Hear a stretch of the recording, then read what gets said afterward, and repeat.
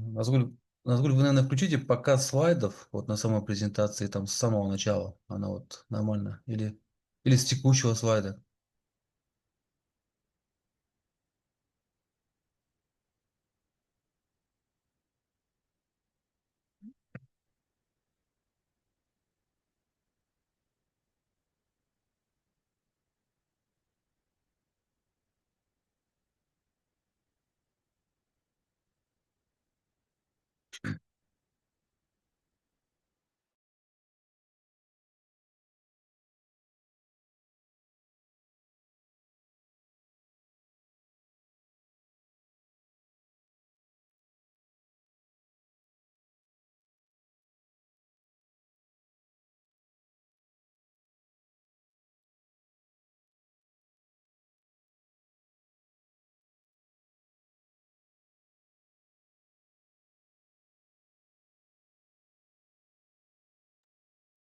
Ага, Назгуль, у себя включите звук, у вас звук отключен.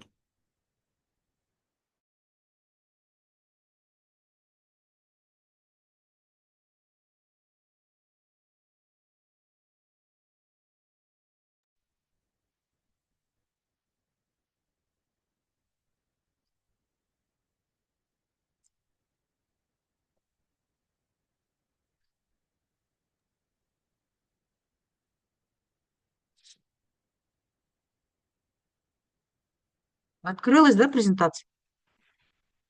Да-да, и вас слышно, и презентация открылась, да? А вот теперь браузер сверните опять, а то опять браузер видно.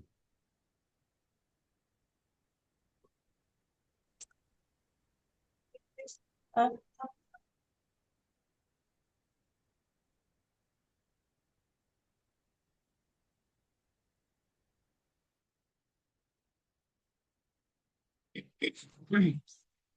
Қайырлы күн.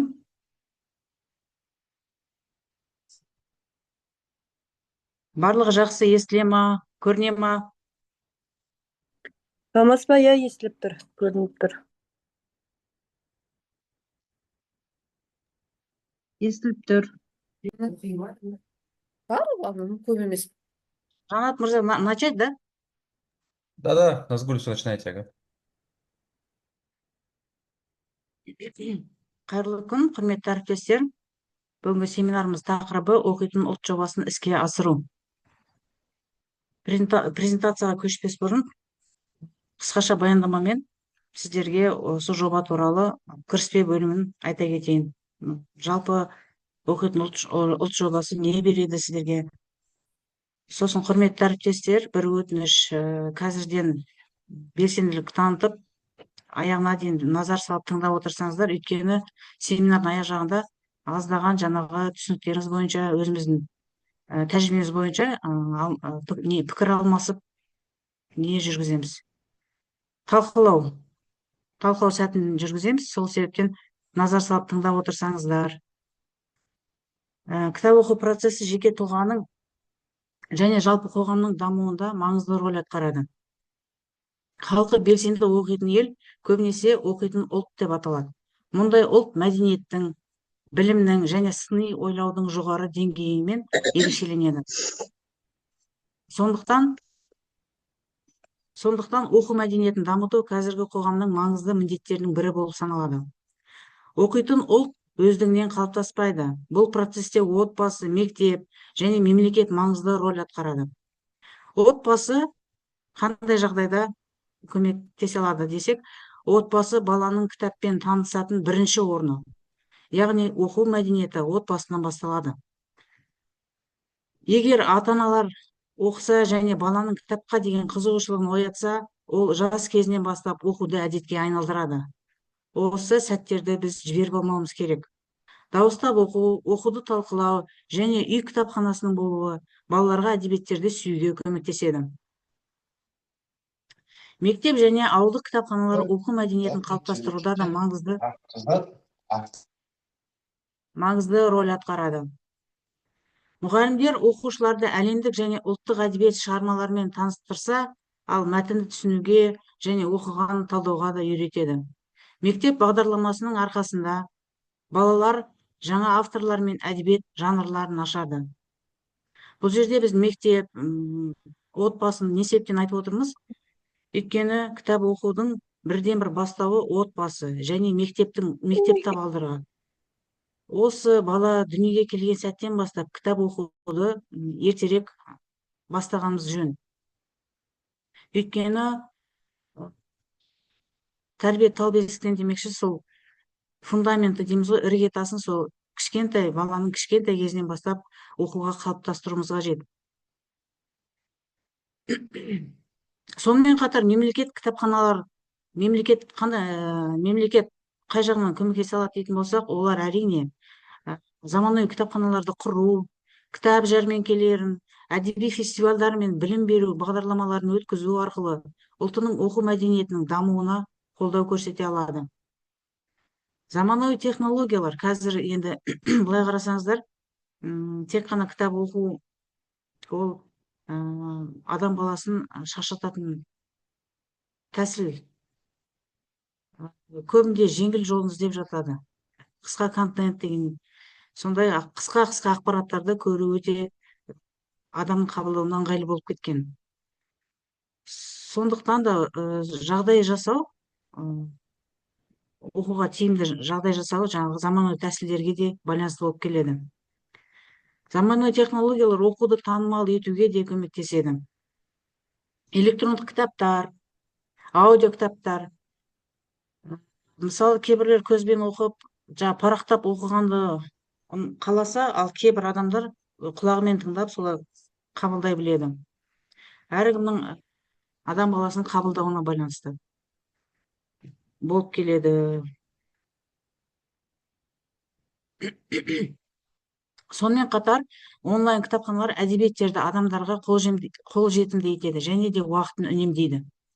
Алайда қазіргі заманауи әлемде оқу мәдениеті белгілі бір қиындықтарға тап болады. Әлеуметтік медиа, бейне мазмұны және ақпараттың жылдам ағыны көбінесе адамдарды кітаптардан алшақтатады.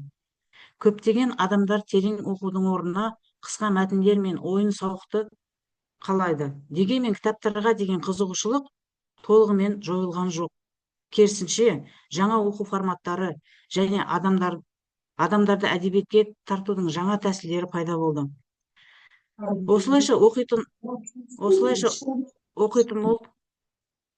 оқитын ұлт қоғамның интеллектуалды және мәдени дамуының негізі. Оқитын адамдар әлемді жақсы түсінеді, сыни тұрғыдан ойлай алады. Оқу мәдениетін қолдау отбасының, мектептің және мемлекеттің маңызды міндеті болу керек. Тек қана кітапханашылардың міндеті емес, сонымен қатар мемлекеттің де, Қазақстан мектептері, оқу орындары барлығы да оқу мәдениетіне атсалысу керек дегім келеді. Енді презентациямызға келетін болсақ,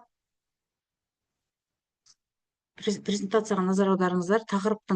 Бүгінгі тақырыптың өзектілігі оқу зияткерлік қоғамды қалыптастырады. Осы жоба не береді деген келетін болсақ, ол оқу зияткерлік қоғамды қалыптастырады, білім деңгейін арттырады, елдің мәдени дамуына әсер етеді. Сонымен қатар Қазақстан Республикасында оқитын ұлт жобасын іске асырудың тиімділігін білетін боласыздар. Бүгінгі семинар сіздерге не береді? Қазақстанда оқитын ұлт бағдарламасының іске асырылуын зерделеу, негізгі мәселелерді анықтау, жобаның жүзеге асыруындағы әртүрлі теориялық әдістерді зерттеу, мүмкін болатын шешімдерді ұсыну.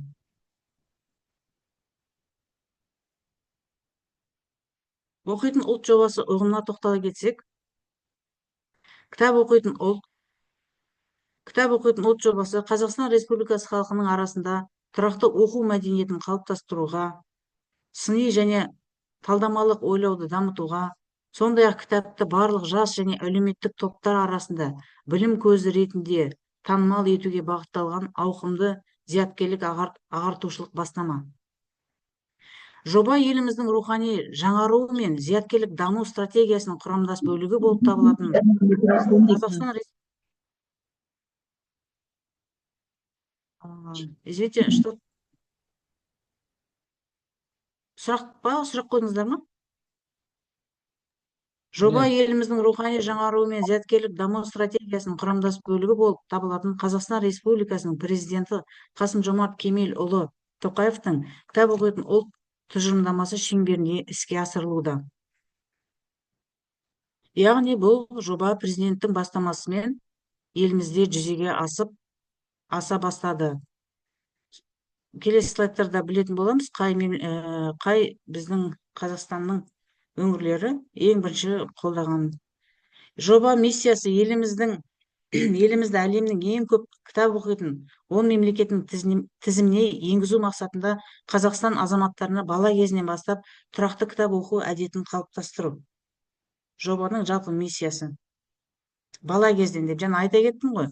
Бала кезден, яғни балаға отбасы ең бірінші түрткі болатын, ол отбасы, одан кейін мектеп мұғалімдері және мектеп кітапханалары, ауыл кітапханалары баланың кітап оқуын қалыптастыратын бірден бір мекемелер болып табылады.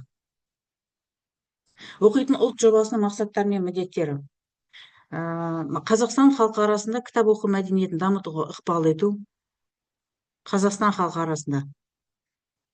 Одан кейін кітап оқуды танымал ету және білімге қол жетімділікті насихаттау арқылы ұлттың зияткерлік әлеуетін қалыптастыру. Әдебиетті ілгерілету арқылы рухани және мәдени құндылықтарды нығайту. Жаңағы ең алғаш ел президенті 2025 жылы қыркүйек айында осы жобаны ұлттық кітап оқитын ұлт қорымен бірлесе отырып іске асырған болатын. Сол кезде ең бірінші болып қолдаған осы өңірлер болды. Қарағанды облысы және Қостанай облысы және Шымкент қаласы. Араларыңызда енді кітапханашылар, осы өңірден бар шығар кітапханашылар, сіздерге қол соғып қоюға болады. Неге десеңіздер, осы өңірлер жаңағыдай өздерінің жұмыстарын бастап кеткен екен. Одан кейін кітап оқитын қала. Шымкент, Қостанай қазіргі таңда жақсы көрсеткіш нәтижелерін көрсетіп отыр. Кітап оқитын қала. Шымкентте жаңа мәдениет қалыптасуда. Мемлекет басшысы Қасым-Жомарт Тоқаевтың жаппай кітап оқу мәдениетін қалыптастыру жөніндегі тұжырымдамасын жүзеге асыруға бағытталған кітап оқитын ұлт жобасы Шымкент қаласында ерекше қарқынмен жүзеге асуда. Қала бойынша жобаға 66 мың адам қатысуда. Оның ішінде 26 мың 99 оқушы, 18 мың 233 студент, 6 мың 114 педагог, 15 мың 510 отбасы және 546 мемлекеттік қызметкер бар. Мемлекет басшысы Қасым-Жомарт Тоқаевтың жаппай кітап оқу мәдениетін қалыптастыру жөнінде тұжырымдамасын жүзеге асыруға бағытталған кітап оқитын ұлт жобасы Шымкент қаласында ерекше қарқынмен жүзеге асып келеді. Жоба қатысушылары арасында шынайы интеллектуалды орта қалыптастырып, кітап оқу күнделікті әдетке айнала бастаған. Қалада жаңа мәдениет қалыптасып, әсіресе мектеп оқушылары мен отбасылар арасында қызығушылық артып отыр. Сонда Қазақстан бойынша бізде белсенді өңірлер, кітап оқу жағынан белсенді өңірлер осы 3 өңір ғана болып тұр екен қазіргі таңда. Оқитын ұлт жобасына ұсынылатын әдебиеттер тізімі. Енді мен қазір содан кейін тағы келесі слайдтарда сіздерге кітап оқитын ұлт қорының сайтымен және де Республика ғылыми педагогикалық кітапхананың сайтын көрсететін боламын. Неге десеңіздер, сол сайтта сіздерге керек барлық мәліметтер бар. Өздеріңіз кітапханаларыңызда егер де осы жобаны іске асырамын деген жоспарларыңыз болса, оқуға тиісті кітаптардың тізімдері берілген, және де оны қалай іске асыру керек. 6 сыныптарға қанша, неге назар аударсаңыздар, список книг деп тұр ғой. Мен мұны сайттан осы жерге скрин етіп қойдым, сіздерге түсінікті болу үшін. Мына жерде өңірлер берілген. Шымкент бассаңыздар, және де мына жерде читающая школа 6 класс деп тұр ғой. Оқитын 6 сынып мектептеріне арналған арнайы 15 оқу әдебиеттері берілген. Осы оқу әдебиеттері орыс классынан берілген, орыс сыныбынан берілген. Және сол сияқты да қазақ сыныбына арнайы өзінің 15 әдебиеті бар. Осы сияқты арнайы мемлекеттік қызметкерлерге өзінің тиісті оқитын әдебиеттер берілген. Сол сияқты педагог, жаңа айта кеттік қой, педагог қатысып жатыр, және де мектеп оқушылары, сонымен қатар колледж, жоғары оқу орнының студенттері, сонымен қатар педагогтер және де мемлекеттік қызметкерлер, сонымен қатар әулет, отбасы құрамы қатысып отыр. Әрине бұл конкурста, байқауда арнайы сыйлықтары бар. Ең алғашқы жүлде 1 миллион теңгені құрайды екен. Және де кейінгі 400-ден ары қарай уже өзінің жаңа орындарына сәйкес сыйақылар бар екен. 6 мен 10 сынып оқушыларына арналған оқу әдебиеттерінің тізім беріледі. Орыс міне жазылып тұр ғой. Жаңа түсіндіре кеттім ғой. Тізім бөлімі тек мектеп оқушыларында ғана емес. Ол сондай-ақ колледж, университет студенттеріне, мұғалімдерге, отбасыларға және мемлекеттік қызметтерге арналған. Осы ұсынылған әдебиеттер барлығы да ойластырылып, барлығы да оқырман қауымына керек, маңызды деген әдебиеттер тізімін құрайды. Оқуды танымал етудің маңызды құралы болып табылады. Және қоғамның әртүрлі салалары арасында білім беру және мәдени жұмыстарға негіз бола алады. Осы берілген әдебиеттер. Әдебиеттермен танысам десеңіздер, осы сайтқа толығынан кіріп, өздеріңіздің оқырмандарыңызға жаңағы байқауларды немесе басқа да іс-шараларды осы әдебиеттерді қолдана отырып өткізсеңіздер болады. Одан кейін кітап оқитын ұлт қалыптастырудың негіздері. Негіздеріне оқитын ұлтты қалыптастырудың мектептің рөлі. Ең басты рөл ойнайтын осы мектептер. Сонымен қатар мектеп не береді? Әдебиет сабақтарын, сыныптан тыс оқу. Мектептерде кітапханалардың да тигізетін әсері мол. Неге десеңіздер, барлық мектеп оқу құралдары, оқу әдебиеттері мектепте сақталады. Сол себептен де мектеп кітапханаларында да рөлі зор. Университет рөлі. Университет рөлі не береді? Ғылыми әдебиеттер, академиялық оқу, зерттеу қызметі. Яғни оқу мәдениетіне әсер ететін осы факторлар деп айтсақ болады. Одан кейін отбасының рөлі. Отбасының рөлі ең басты маңызды рөл атқарады. Кітапқа деген сүйіспеншілікті ояту, балалар оқу, ата-аналардың берер үлгісі. Жоба 6 бағытты қамтиды. 6-10 сынып оқушылары, жаңа қатысушылар, колледж, жоғары оқу орны студенттері, оқитын педагог, жаңа алдыңғы слайдта толықтай түсіндірілді. Отбасының құрамы және де мемлекеттік қызметкерлер. Жобаны жүзеге асырудағы негізгі проблемалар. Қандай проблемалар бар деп ойлайсыздар өздеріңізде? Менің енді негізгі 4 проблеманы қойдым. Оқуға деген құштарлықтың төмендігі, заманауи кітапханалардың жетіспеушілігі, ғаламтордың шарықтауы, кітап дүкендеріндегі кітап бағасы. Бұрын түнгі кітапхана деген, мысалы, елімізде аса кездесе бермейтін. Қазір Алматы қаласында түнгі кітапхана деген біраз кітапханалар түнімен жұмыс жасайды. Енді ол да оқырмандардың кітап оқу жаңағы артуына көп үлесін қосады деген деп айтқым келеді. Түнгі кітапхананың өзі, мысалы, түнгі кітапхананың жастарға, түнде ұйықтамайтын жастар, ізденіс үстіндегі жастарға әрине ол бірден бір жақсы нәрсе деп ойлаймын. Ғаламтордың шарықтауы деген жаңа TikTok көп уақытын әлеуметтік желілерде жастар өткізіп алып жатыр. Кітап оқудың орнына жаңа контент, видео нелерді қысқаша тез көретін нәрселерге құмар болып кетті. Ақпараттың қысқа болуын сондай жастар қазір қалайды.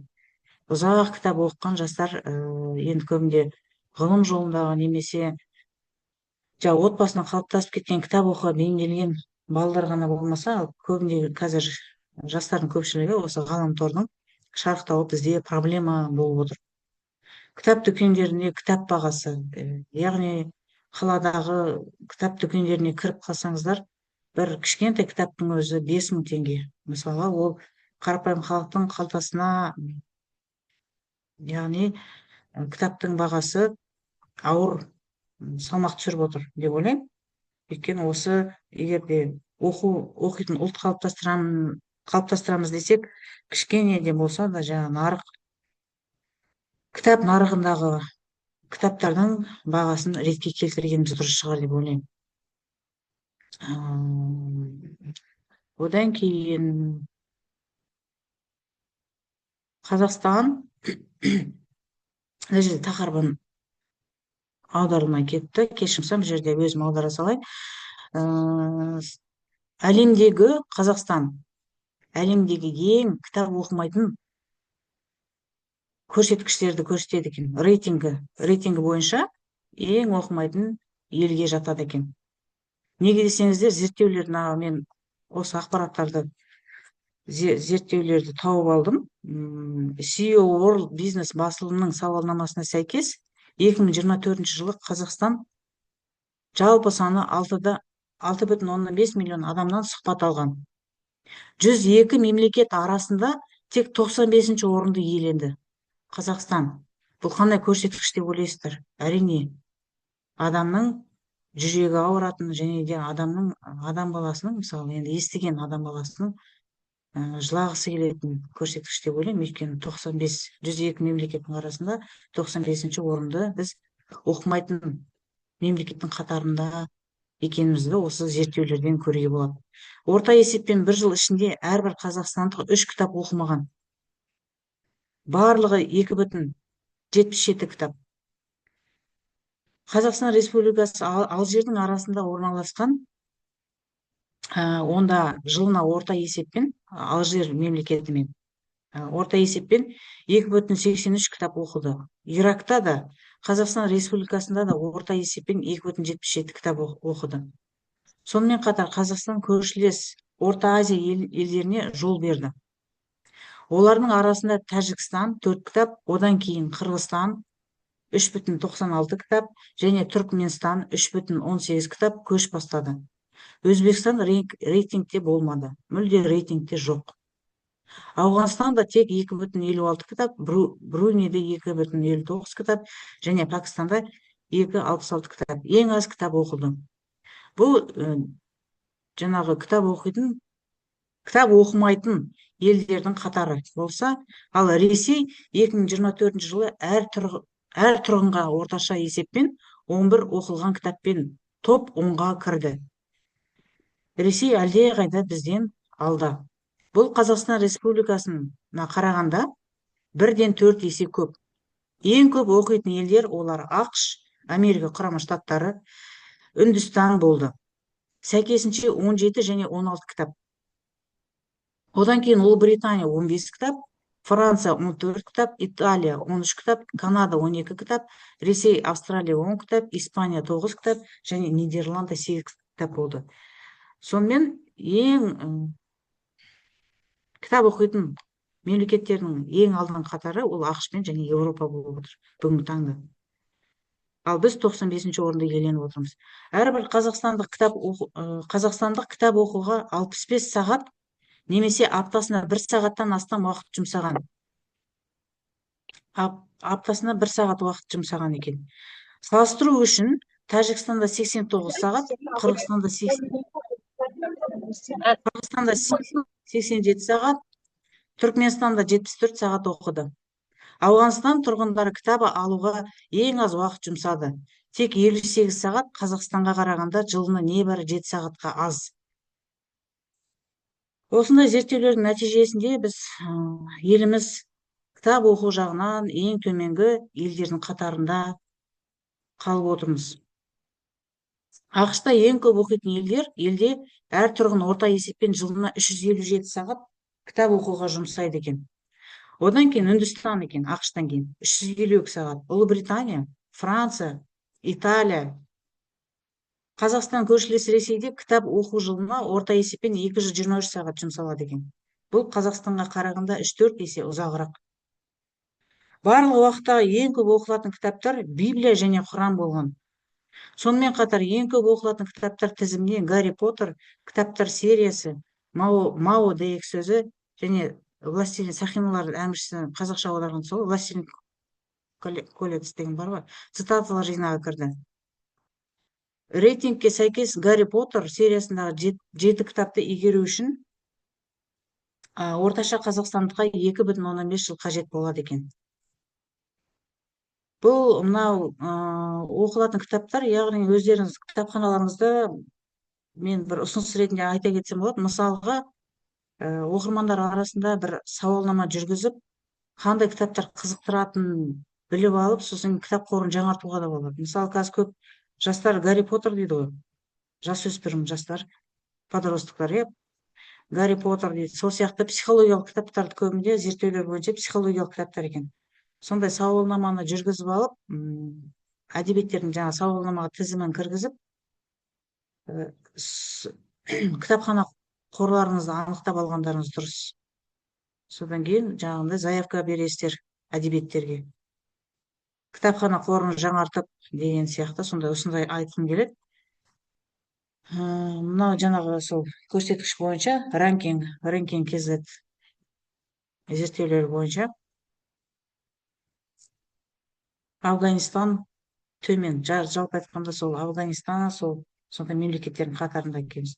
Сол лидер алдағы мемлекеттер айта кеттім ғой, жаңа ақш, Индия, Великобритания және Франция. Оқуды насихаттаудағы мемлекеттік саясат. Мемлекет оқу мәдениетін дамытуға көп көңіл бөле бастады. Неге көп көңіл бөле бастады? Жаңағы көрсеткіштердің нәтижесі әрине бізді алаңдатады. Қазақстанда кітапханаларды, баспаларды және әдеби жобаларды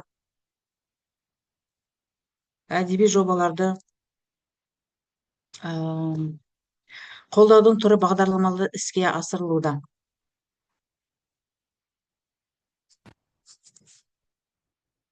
Сондай кітапханаларды жаңғырту және электрондық кітапхана жүйелерін дамыту біртіндеп жүргізілуде. Кітапханалардың дамуы оқитын ұлтты қалыптастыруда маңызды рөл атқарады. Яғни бізде мемлекетте ең бірінші қазір қарасаңыздар мән беріп жатқан мәселелер мектеп оқушыларын кітап оқуға тартып жатыр. Бірте-бірте кітапханаларды дамыту үстінде. Оқитын ұлт жобасын сәтті жүзеге асыру үшін Қазақстан Республикасының кітапхана жүйесін дамытуға ерекше назар аудару қажет. Кітапханалар өскелең ұрпақтың оқуға деген қызығушылығын қалыптастыратын және қоғамның интеллектуалды дамуын қолдайтын білім және мәдениет ағартудың маңызды орталықтары болып табылады. Кітапхана инфрақұрылымын нығайту, кітап қорларын жаңарту, заманауи технологияларды енгізу және мәдени ағарту іс-шараларын өткізу, кітапхана кадрларын оқыту, қарым-қатынас және шабыт алу үшін тартымды кеңістіктерге айналдыруға қабілетті. Күшті және заманауи кітапхана жүйесін құру арқылы оқу мәдениетін тиімді қалыптастыруға және оқитын ұлт идеясын қолдауға болады. Сонымен айтқым келгені, мемлекет көбінде осы кітапханаға көңіл аударса екен деймін. Жаңағы мүмкін кейбір ауылды кітапханаларда кітапхана қорының жаңағы сапасы, мүмкін списание дейміз ғой, жаңағы қорды есептен шығару жағы бәрі тоқтап та тұрған шығар, кітапхана қоры жаңарылмайтын да шығар, қаржы бөлінбейтін де шығар. Мысалға, егер кітапханаға келгенде оқитын кітабы болмаса, онда қалай ары қарай оқу мәдениеті алға басады. Мысалға, кітапхананың қорында барлық қоры бай болса, мазмұнды болса, онда әрине жастар да, сонымен қатар оқитын оқырмандар да кітапхананың оқырманы да көбейеді деген ойдамын.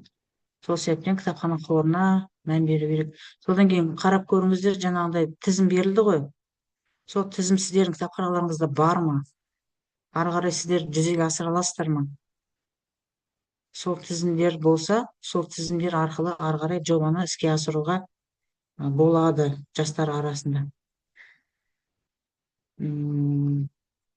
Сонымен қатар мына кісі осы кітап оқитын ұлт жобасының инициаторы деп айтсақ болады. Сонымен қатар мына кісі Сайденбаева Алия Шыратқызы, ол кісі Республикалық ғылыми педагог кітапханасының директоры. Екі мекеме арасында меморандумға қол қойылды. Неге десеңіздер, мына кітапхана, осы кітапхана туралы қысқаша айта кетейін. Бұл кітапхана Қазақстан Республикасының білім беру жүйесінде, барлық білім беру жүйесіндегі мектеп болсын, колледж болсын, жаңа жоғары оқу орны болсын, әдістемелік басшылық етеді. Сол себептен мына меморандумда жүзеге қол қойып, жобаны іске асыруға жоспар құрылды, жалпы айтқанда. Мына сайттарды сізге көрсетіп қойдым. Мынау кітап оқитын ұлт қорының сайты болса, мынау Республикалық ғылыми педагогикалық кітапхананың сайты.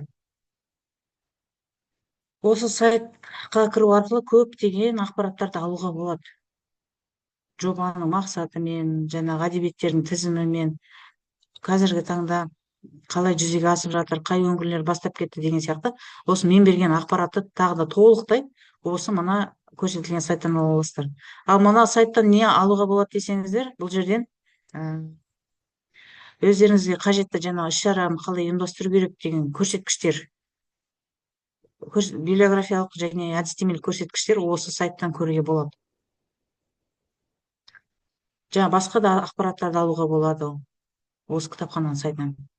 Сонымен меморандум бұл не береді? Меморандум осы кітап оқитын ұлт қоры тек кітапханамен емес, тағы да басқа да Қостанай өңірінде агрохолдинг ба, сонымен де меморандумға отырған екен. Сонымен көптеген организация, көптеген мекемелермен меморандум келісімшарт арқылы жүзеге асырып жұмыстарын белсенді түрде атқарып жатыр. Қазақстан Республикасының президенті Қасым-Жомарт Кемелұлы Тоқаевтың бастамасы аясында жүзеге асырылып жатқан кітап оқитын ұлт жобасын іске асырудағы серіктестікті бекітеді. Ынтымақтастық елімізде тұрақты кітап оқу мәдениетін қалыптастыруға, сондай-ақ патриотизмді, ұлттық мәдени мұраға құрметті, рухани адамгершілік бағдарларда, жауапкершілікті және білімге ұмтылысты тәрбиелейтін әдебиетті насихаттауға бағытталған.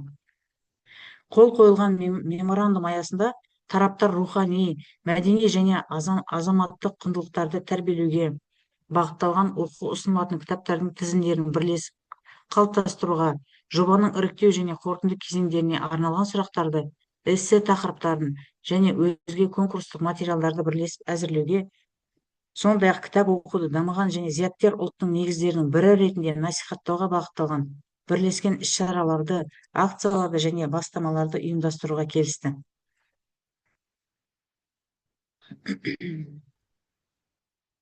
Бұл меморандум не береді дейтін болсақ, осындай қызметтерді атқаруға келісім жасалған екен.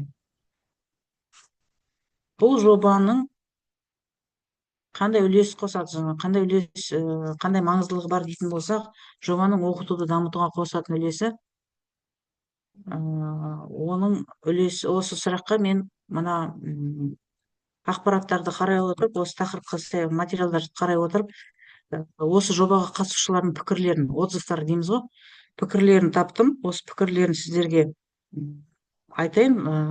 Оқырманның көзқарасы қалай өзгерген осы жобаға қатыса отырып. Қостанай қаласындағы 31-ші мектептің бастауыш сынып мұғалімі Қымбат Сұлтанова: бұл жобаға қатысу мен үшін қана емес, шынайы құштарлық. Оқитын мұғалім, білімді мұғалім.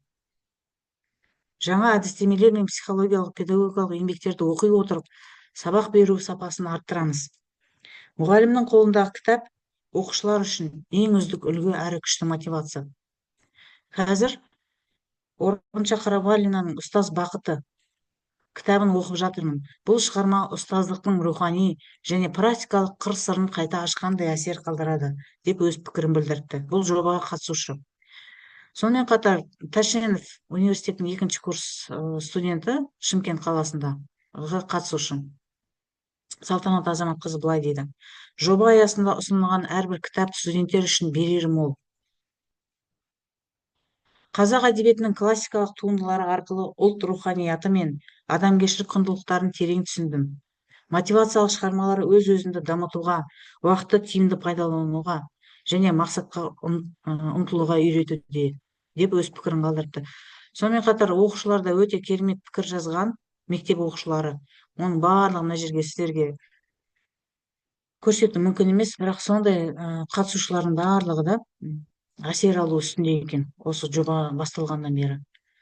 Сол сияқты сіздер де оқырмандарды жинап, осындай жобаны іске асырсаңыздар, біздің кітап оқу мәдениетіміз алдыңғы қатарға шығатыны анық деп ойлаймын. Оқитын ұлт жобасын қалай іске асыруға болады?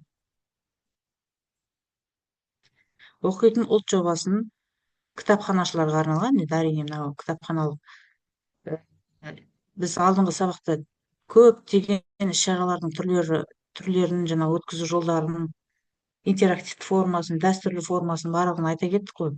Соның барлығы да осы кітапханадағы көпшілік жұмыстардың барлығы осы жобаны іске асыруға бағытталады деп кесіп айтуға да болады.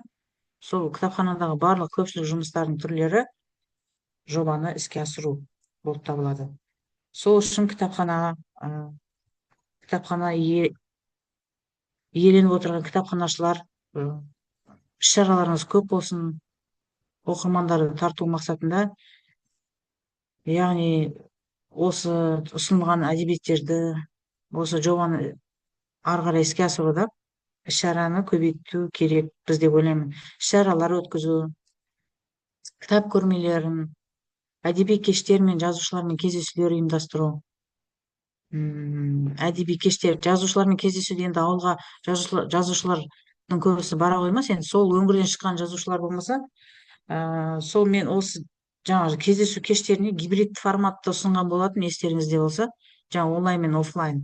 Онлайн жазушыларды қосып қойып, өздеріңіз офлайн ауыл аймақтың өңірлердегі жаңағы танымал кісілерді жинап, сонымен онлайнға жазушыға тақты қосып, жаңа тақырыптарыңызды белгілеп, мысалға сол жазушыға қатысты шығармалар талдайтын болсаңыздар, солай да өткізуге болады, гибрид форматын деп оны айтқан болатын. Интернеттегі жарнама деген сол өздеріңіздің әлеуметтік желідегі парақшаларыңыз, кітапхананың сайты, TikTok, Facebook, Instagram, сол жобаны әлеуметтік желілер, сайттар немесе және онлайн платформалар арқылы жылжыту. Болмаса осы жаңағы жобаны іске қосатын болсаңыздар, 15 әдебиеттің тізімін белгілеп, оқырмандарыңыздың сценарийін осы жөнінде жарнамалап, ғаламторға жарнамалап, ары қарай іске асырсаңыздар болады. Мектептермен және колледждермен жұмыс тығыз байланыста болу керексіздер деп айтқанбыз. Оны ауыл кітапханасы жалғыз өзі әрине жұмысын іске асыра алмайды, өйткені байланыс керек. Оқушылар арасында оқу мәдениеті бойынша конкурстар, викториналар және акциялар өткізу. Одан оқу клубтары мен үйірмелерін құру. Оқу клубтары, үйірмелері кітапханада болу керек. Әр клубтың өзінің атауы болады. Оны да алдыңғы сабақта, семинарда айта кеттік. Кітаптарды талқылау және оқырмандар арасында пікір алмасу. Оқырмандар конференциясы, дөңгелек үстелдер, тағы басқа көптеген шараларды өткізу керек. Оқу акциялары мен марафондар, кітап оқитын бір апта немесе оқуға арналған ай деп, әр кітапхана өзінің фантазиясына қарай атауларын беріп, кітап оқуды насихаттауымыз керек.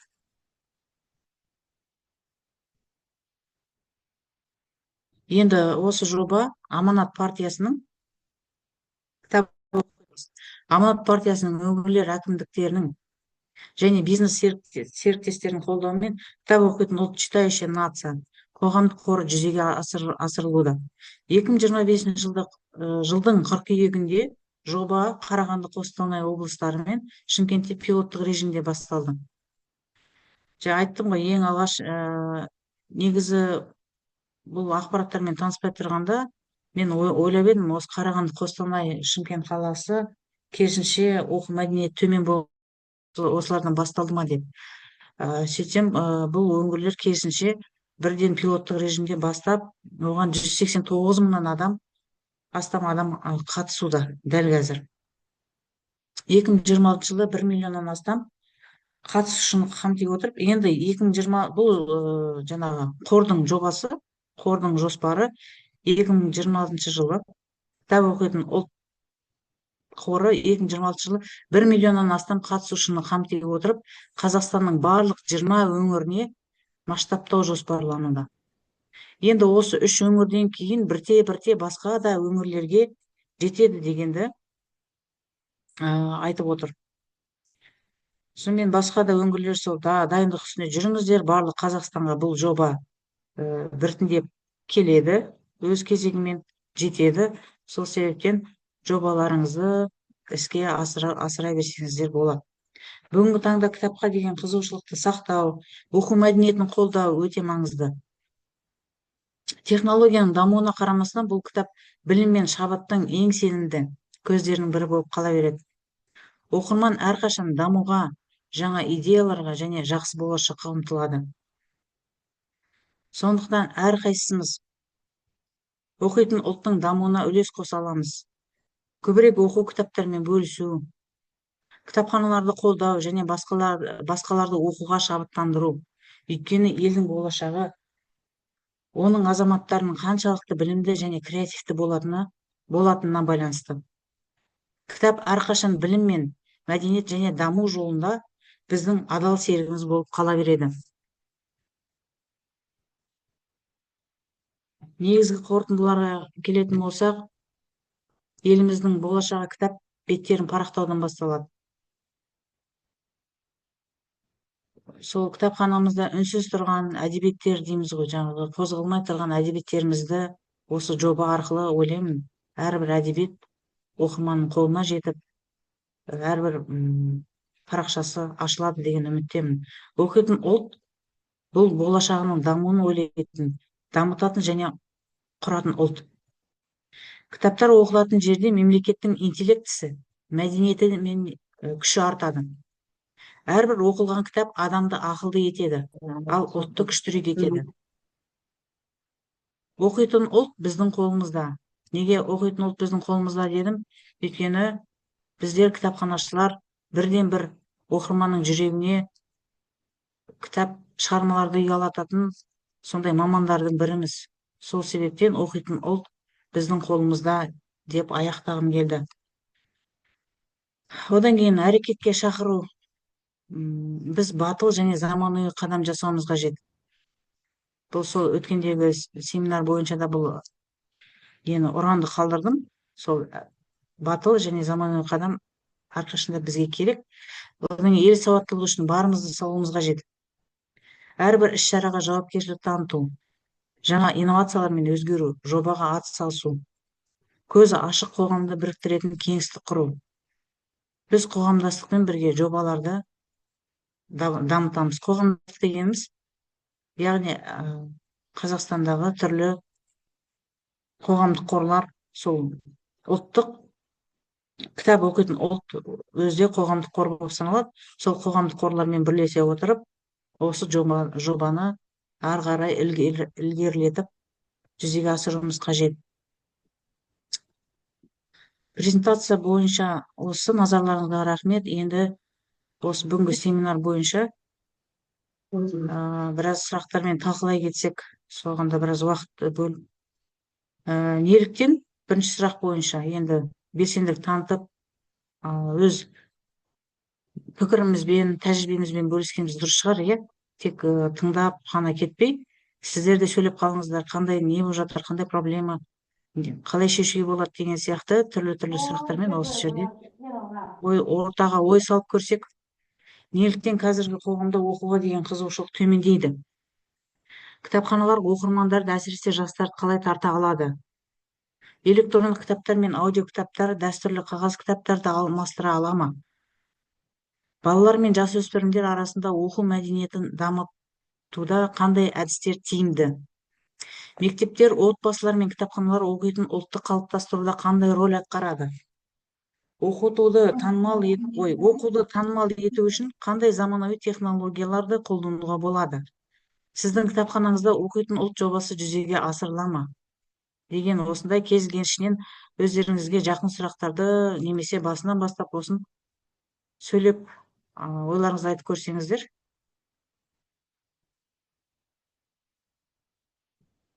Датқабаева, сіз де бірдеңе айтқыңыз келіп отырған сияқты, иә?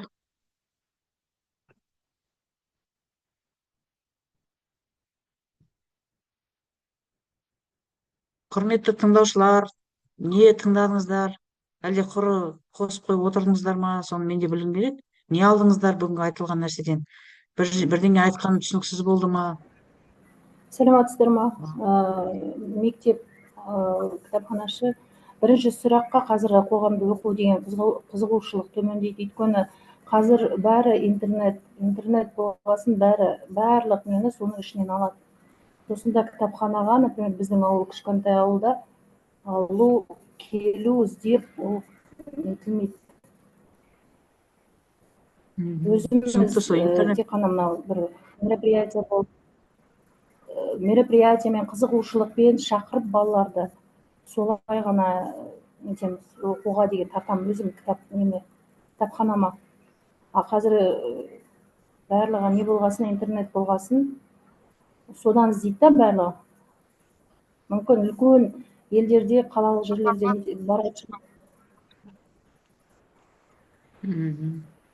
Интернет кедергі деп ойлайсыз ғой, иә? Интернеттің несінен қызығушылық төмендейді деп ойлайсыз. Интернет, енді кейбіреулер электронды кітаптарды интернеттен алып жатады, енді оқимын деген бала.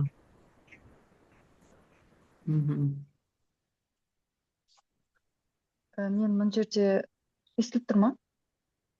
Иә, естіліп тұр. Мен мына сұраққа өз ойымды айтқым келіп тұр. Кітапханалар оқырмандарды әсіресе жастарды қалай тарта алады дейді. Бұл жерде оқырмандарды әсіресе жастарды көп тарту үшін бұл жерде басшылықтың мысалға кітапханамен, мысалға мектептерде, оқу орындарда директорлардың бір-бірімен тығыз байланысы және де солардың бір осы кітап оқуға деген бір жоспар болу керек, кәдімгі Жобасы, да? Нақты, нақты, мысалға бір айда, бір аптада, мысалға бір жарыс болу керек, мақалдан ба, мақал сөздің мәйегі деген сияқты бұрындары осы бағдарламалар болып жүрді ғой, 1001 мақал, 101 жұмбақ деген сияқты. Сондай бір 2 аптада бірдеңе өтілу керек та. Мысалға ол кәдімгі заң сияқты қабылдану керек қой. Сондай бір алға шығу керек та, сондай бір талап, кәдімгі бұл талап болу керек. Заң сияқты қабылдану керек дегенді түсіндіре кетесіз бе? Заң сияқты қабылдану керек. Енді мысалға бір заң бар, заңдар қабылданады ғой, сол сияқты. Енді оны заң түрінде қабылданбасын деп жатқан жоқпын. Тек мысалға жаңа директорлардың сондай бір талабы болу керек. Қатты қадағалану керек деген сияқты айтып тұрғаным ғой. Иә. Бірінші бір құжат арқылы бекітіп, тек өз арасында келісім шарт ретінде директорлардың тек өзара келісім шарт ретінде. Негізі, дұрыс подход дейді ғой. Подходыңыз дұрыс. Сосын мысалға балабақшаларда ертегілер бар, иә? Сол ертегілердің арасында да бір шағын бір сайыс өткізіп, мысалға бір 4-5 жастағы балалардың уже 4-5 жастағы балалар тілі анық, иә? Қазір олар әр нәрсені тез қағып алады. Солардың арасында бір сайыс өткізсе де олар, поэзиялық кеш болсын, мысалы ертегілерден, мақалдарын жаттатқызу деген қазір өте жеңіл ғой, балаларды сөйтіп баулыса да. Ертегі әлеміне саяхат деп болмаса, бір ертегінің мысалы қызыл телпек деп, қызыл телпек қылып киіндіріп, соны жаңағы шығарманы былай оқып беріп, және де оның көрініс ретінде ма, спектакль түрінде ма деген сияқты ол да, дұрыс айтасыз. Көрсетіп соны, сосын балалардың өзінен сұрау керек. Олар да өзінің бір түсінгенін айтып, мысалы апайлар оқып береді ғой оларға. Соны түсінген оларды айтып, сөйлеп ашылу керек та бала. Сол кезде олардың қызығушылығы артады деген сияқты. Көп сөйлеп кеттім ау деймін. Жақсы, дұрыс айтып жатсыз негізі. Айтуға бола ма мына жерде? Мен Гүлмарал электронды кітаптар мен аудио кітаптарын дәстүрлі қағаз кітаптарды алмастыра ала ма деген сұраққа мен айтам, ол менің ойымша ол алмастыра алмайды деп ойлаймын. Өйткені дәстүрлі кітаптарды біз қазіргі жастарға оның миына, санасына жеткізу үшін біз оларға көрсетіп, қолмен істетіп, сол кітапта жазылған нәрселерді қолмен істетіп үйретсек, бізде дәстүр көп сақталар еді деп ойлаймын. Өйткені қазір бізде дәстүрді, қазақтың салт дәстүрін, ырым-жырымдарды көбі біле қоймайды. Жаңадан бәрі бірдеңе нетсе, бізде көбі былай ой, бұл не қазір, зачем это деп орысшалап шыға келеді былай көп жастар. Бұрынғы ескі нелерді нетесіздер деп. Енді соны кітап жүзінде болып, сол кітап жүзіндегіні адамдардың өздерінің санасына жету үшін соны инсталляция жасап, мысалы сахналық көріністер жасап, енді жасаймыз ғой оның бәрін. Енді бізде көп нәрселер әлі кітаптың ішінде, көп құндылықтар кітаптың ішінде жатыр. Көп. Біз күнделікті қолданатын нәрселерді көрсете аламыз, кітаптың ішінде жатқан нәрселерді көрсетпейміз. Даже мысалы айтқанда наурыз кездерде, 8 мартада біздің өзіміз ұйымдастырдық, салт дәстүрлерді көрсетіп жатамыз, ырым-жырымдарды. Ол бір нәрсені қайталап көрсете береміз. Кітаптың ішінде түңғиықта жатқан нәрсені ешкім оны алып шығып былай көрсете алмайды. Сондықтан электронды варианттан қарағанда кітапта жатқан нәрсені былай кітаппен қолдана алып, соны былай көрсете білсек деп ойлаймын. Қазір электронды вариант енді көріп жатырсыздар ғой, даже ою өрнектің өзін электронды вариант алады да жабысып шығарып жатыр. Қазір трендте жүрген бүкіл костюмдарды, жилеткелерді, кажекелерді көрсетіп жатыр. Ол анаған жарамайды, мынаған жарамайды деп. Өйткені оны электронды вариантты көздің алдында тұрғаннан кейін алады да сала салады, оның түпкілікті нұсқасын ешкім түсініп жатқан жоқ. Сондықтан кітап жүзінде болса, оның бәрін көзбен көріп, қолмен істеп, көзбен оқығаннан кейін оның бәрін істей алады. Өйткені электронды вариант оның түпкілікті несін жазбайды ғой, бүкіл оның құндылығын, қай жерден қалай келген, қандай мағынада екенін жазбайды. Әйтеуір сурет пе сурет, әдемі бе әдемі, соны аппаратта жабыса салады. Сондықтан осыған дәстүр жағына көп нұсқа беріп, көбіректеу қарасақ. Өйткені ол біздің кітапханалық тәрбие ошағынан шығады ғой, енді ол бәрі біздің арамыздан шығады оның бәрі. Мектепке болсын, біз халық арасында жұмыс істесек, мен өзім ауылда жұмыс істеймін, халық арасында жұмыс істесек те, біз кітапханалықшылар көп оларға информация беру керек деп ойлаймын. Гүлмира апай, мына ойыңызды қоса толықтыра кетейін. Неге алмастыруы да мүмкін деп айтқым келеді. Неге десеңіз, кейбір оқырмандар бар, парақтап отырғаннан гөрі жаңағы дәстүрлі кітап формасын электрондыға көшіріп алып, арнайы электронды құрылғылар бар, кітаптарды көшіріп алып оқитын. Соған өздері бейімделіп кеткен. Жалпы айтқанда, енді бұл жерде мен жаңа айта кеттім ғой, әрбір оқырманның қабылдауына байланысты, біреу тыңдағанды тыңдап қабылдаса, біреу парақтап, жаңа кітаптың несін иіскеп отырып қабылдайды. Осы жерде айтқым келгені. Сосын электронды кітаптар алмастыру мүмкін. Өйткені онлайн, біз қазір онлайн қызметке өту үстіндеміз. Ешкім жаңа қолға кітап беріп, алатын заманнан қалай алшақтап кетіп бара жатырмыз. Неге десеңіздер, қазір үйде отырып қызмет алатын заманға кетіп қалдық. Енді кейбір кітапханаларда сондай сайт арқылы Аль-Фараби кітапханасы. Жақсы, осы сұраққа мен қазір ойымды қысқаша қоса кетейін. Жалпы айтқанда, адамның оқырманын қабылдауына байланысты деп айтқым келеді бұл жерде. Жақсы. Ой бөлісуге бола ма? Және Хамқұлатай. Ой бөлісуге бола ма? Сөйлеуге бола ма тоже? Сөйлей беріңіз, иә? Құрметті қатысушылар. Алло, Меруерт ханым, естіп тұрмыз. құрметті қатысушылар, армысыздар бүгінгі семинарға қатысушылар. Семинар өте жақсы өтіп жатыр, маған ұнады. Енді мына сұраққа жалпы бір ауыз сөзбен айтатын болсам, негізі әр нәрсе ол тәрбие отбасынан басталады. ең бірінші сол кітапханашыға, одан кейін жаңағы мектептің мұғалімдеріне соларды кітапқа баулу керек, оқыту керек деп айтып жатырмыз ғой. Дегенмен де әрбір отбасында кітапқа ата-ана бір 20 минут па, бір аптаның күнін белгілеу керек па, солай кітапқа баулу керек. Содан кейін сол ата-анадан тәрбиеден басталса, отбасынан басталса, ары қарай оны ұстаздар ары қарата дамытып әкетсе, одан кейін қолдау көрсетіп, біз кітапты насихаттап солай баулуға болады деп мен өзім сөйтіп ойлаймын. Өйткені бірыңғай ғана қарауға болмайды бұл жерде кітапхана қызметкерлеріне барлық салмақты артуға. Және де мына қызықтыратын әртүрлі қазір өтіп жатыр ғой, жиі заманауи соған сай кітапхана қызметкерлерді біз өзгеріп жатырмыз. Бізді өзімізді қоғамда сондай заманауи, сондай тұрғыда өзгертіп, қазір мысалы көп тұрғындардың, оқырмандардың көзқарасы қазір бұрынғыдай емес, кітапханашыларға басқа көзқараспен қарайды. Өйткені әртүрлі формада креативті біз шаралар өткіземіз. Айтайын дегенім, қосарым айтайын деген осы. Жалпы осы сұрақтарға бір ауыз сөзбен. Жалпы кітапханашы емес, басқа да отбасы атсалысса екен дейсіз ғой, иә, оқуға. Мектеп Өйткені мектепте де, өзі мектеп саласында мұғалімдер айтады ғой, отбасында мысалы бала оқымайды, ол бірыңғай мысалы сондай болып жатады ғой, мұғалімдерді кінәлайды, мұғалімдер ата-аналарға. Негізі отбасында ата-ана әрбір балаға кішкентай кезінен кітапқа баулу керек.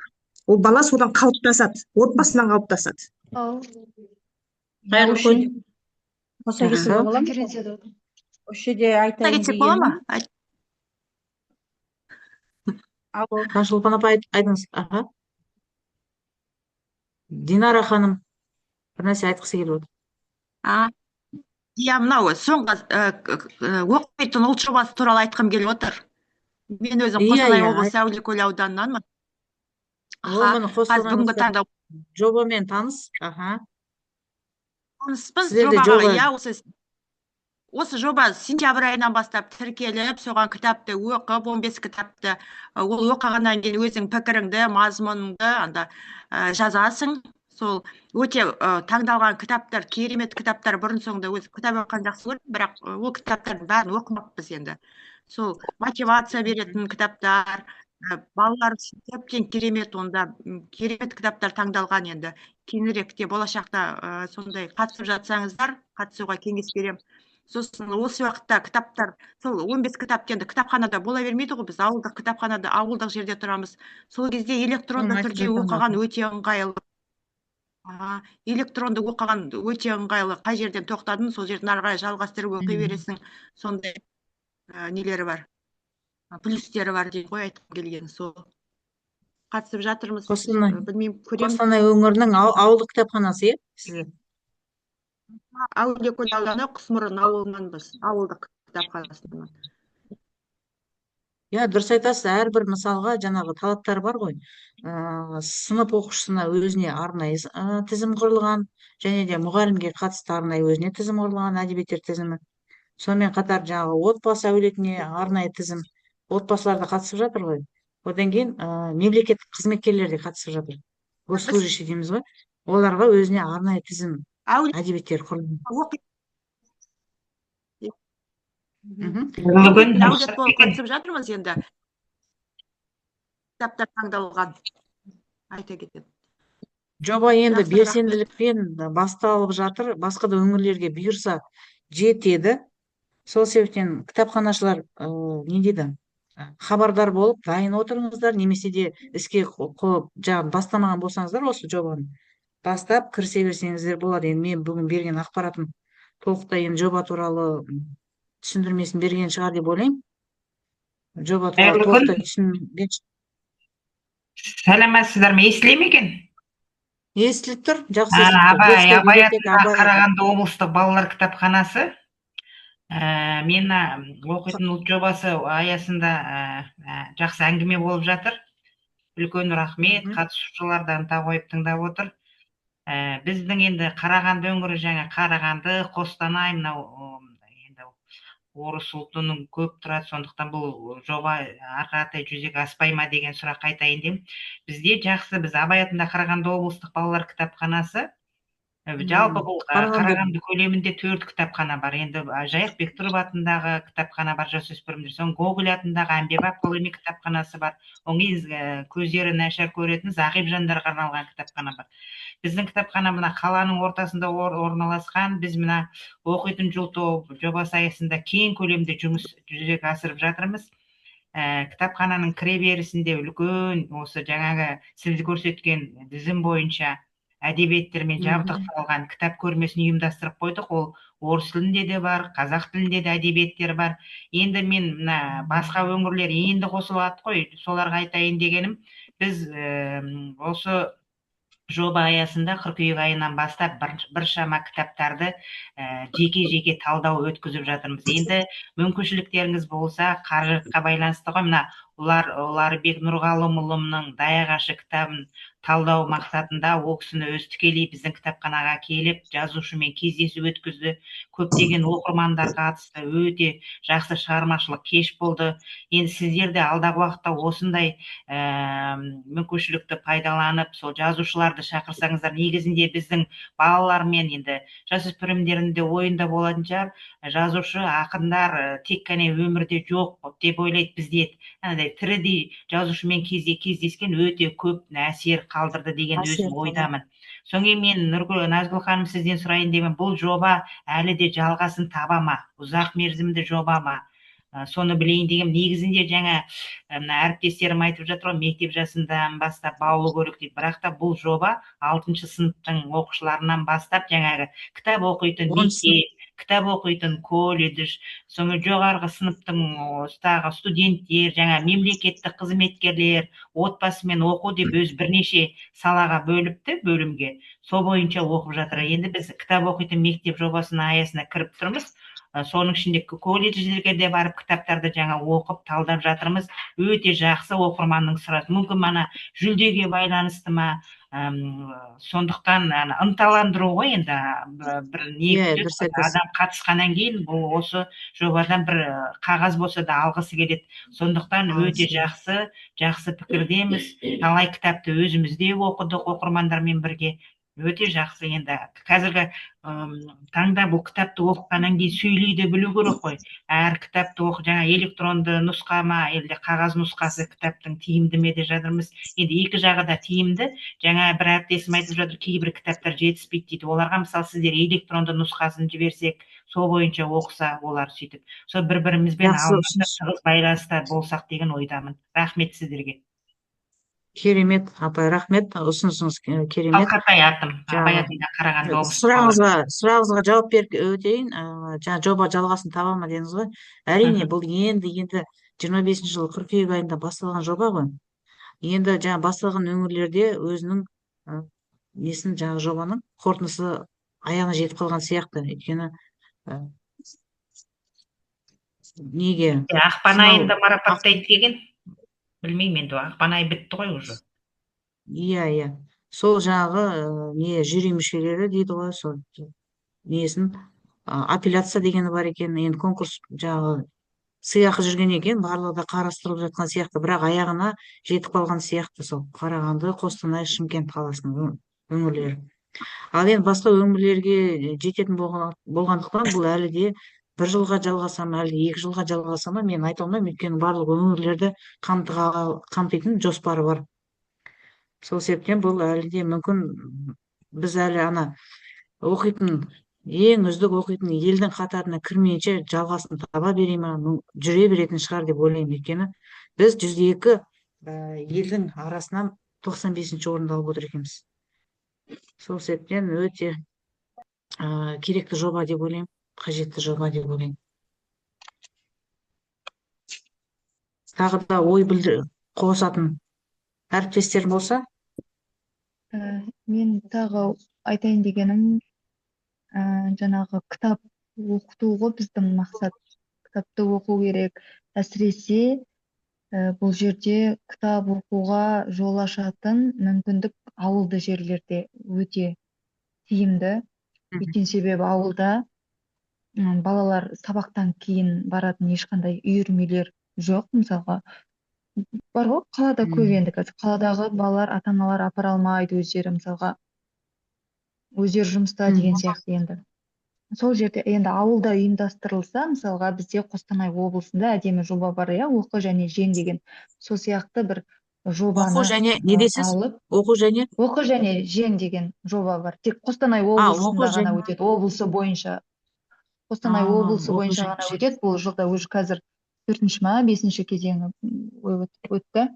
Сол сияқты жақсы екен, осындай бір жоба болса, ауылды жерлерде, иә, ол жерде тек жаңағы кітапты ғана оқу керек, жаңағындай бір кейіпкерлерді бір киімі болсын, ананың несі болсын деген сияқты ондай ештеңе керек емес, тек оқу керек та.